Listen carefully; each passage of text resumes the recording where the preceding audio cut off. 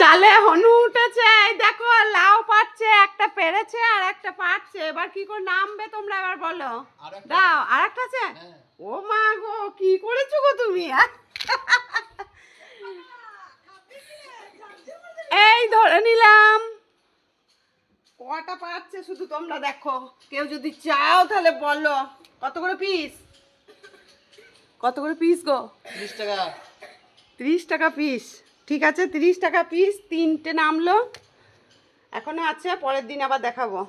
এবার ইনি কি করে নামছেন এবার দেখুন। বিপদ করো না, সাবধানে। চেয়ার দিয়েছো ওদিকে? ধরবো?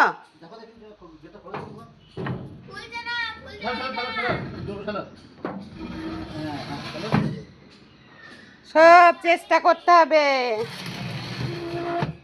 নাও দেখো এবার কি করে নামবে। ফুলটা তো ধরবে, তুমি পা দেবে কি করে?